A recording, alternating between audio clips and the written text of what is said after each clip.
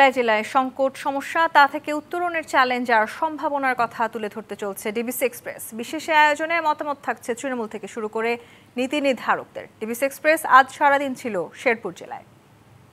DBC express আজ সারাদিন ছিল শেরপুর জেলায় এবং আমরা শেরপুর জেলার বিভিন্ন সম্ভাবনা, সংকট এবং তার পাশাপাশি সমস্যা এবং দুর্ভোগের কথাও তুলে ধরেছি। তবে সবচেয়ে বেশি যে সম্ভাবনা কিংবা সবচেয়ে বেশি যে সমস্যার কথা বারংবারই চলে এসেছে সেটি হলো কর্মসংস্থান। এখনো অধিকাংশ ক্ষুদ্র নৃগোষ্ঠী শিক্ষা ব্যবস্থার বাহিরেই রয়ে গেছেন। তাদেরকে আসলে শিক্ষার এই প্রাতিষ্ঠানিক শিক্ষার কেন্দ্রের ভিতরে আনতে কি কি ব্যবস্থা নেওয়া হচ্ছে? ধন্যবাদ। আপনারা জানেন যে শেরপুর জেলা খুবই বৈচিত্র্যপূর্ণ একটি জেলা। এখানে বাঙালি জনগোষ্ঠী সহ প্রায় 16টি ক্ষুদ্র নৃগোষ্ঠীর বসবাস আছে। এই 16টি ক্ষুদ্র নৃগোষ্ঠীর আর্থসামাজিক উন্নয়নে আমরা কাজ করছি।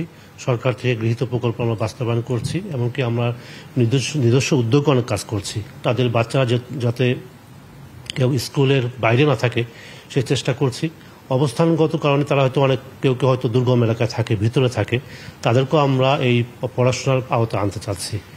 আমরা যেমন মাতৃভাষায় শিক্ষা গ্রহণ করতে পারি, কিন্তু সকল ক্ষুদ্র নৃগোষ্ঠী তাদের নিজস্ব ভাষায় পড়ালেখা করতে পারে না। সরকার থেকে হয়তো দু একটা ভাষায় নতুন বই আমরা আয়োজন করতে পেরেছি।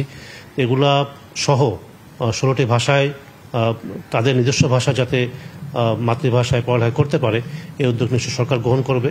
আমরাও চাইব প্রাথমিক যে শিক্ষাগুলো আছে সেগুলো তাদের নিজস্ব মাতৃভাষায় যেন আমরা করতে পারি। সেক্ষেত্রে কর্মসংস্থানের প্রসঙ্গ কিন্তু চলেই আসলো। কর্মসংস্থানের ক্ষেত্রে আমরা দেখেছি শেরপুরে একটা সময় অনেক চাতাল ছিল কিংবা বিভিন্ন কর্মসংস্থান কিন্তু ছিল যেগুলো এখন হয়তোবা প্রযুক্তির মাধ্যমে এখন আর নেই। তার পাশাপাশি বন্দরের কথাও যদি বলি, বন্দরটিও তেমন ভাবে সক্রিয় নয় যতটা আসলে সক্রিয় হওয়ার উচিত ছিল। সেক্ষেত্রে কর্মসংস্থানের এটি একটা বড় সমস্যা। আমাদের শেরপুর মূলত কৃষি প্রধান একটি জেলা। একটা সময় এখনো প্রচুর ধান এখানে উৎপাদন হয়, ধান সহ অন্যান্য শাকসবজির ফসল উৎপাদন হয়, কিন্তু আমাদের এখানে কোনো কোল্ড স্টোরেজ তেমন নেই। একসময় অনেক চাতাল ছিল, এখন স্বয়ংক্রিয় ধান মাড়াই কল তৈরি হওয়ার কারণে এখন লোকবল কম লাগে, অনেক লোক হয়তো বেকার হয়ে গেছে। এই বাড়তি লোকদের কর্মসংস্থান একটা বড় চ্যালেঞ্জ আমাদের। আমরা চেষ্টা করছি এখানে কোনো শিল্প প্রতিষ্ঠান গড়ে তোলা যায় কিনা। এবং সবশেষ একটি প্রশ্ন আসলে রাখতে চাই, কর্মসংস্থান যারা হারিয়েছেন তাদেরকে আমরা বিভিন্ন ক্ষেত্রে দেখেছি তারা এখনো বেকার জীবনযাপন পার করছেন। তাদের জন্য আসলে পুনর্বাসন কিংবা তাদের নতুন করে কর্মসংস্থান সৃষ্টির কোনো উদ্যোগ কি নেওয়া হয়েছে? এটি আসলে কর্মসংস্থান যারা যে ধরনের কাজ করতো ওই কাজটা হয়তো এখন চাহিদা খুব কমে গেছে। এখন অন্য কোনো কাজে তাদেরকে স্কিলড হতে হবে। আমরা চেষ্টা করছি তাদেরকে প্রশিক্ষণ দেওয়ার জন্য। আমরা উপজেলা প্রশাসন, জেলা প্রশাসনের মাধ্যমে বিভিন্ন ট্রেনিংয়ের ব্যবস্থা করে থাকি।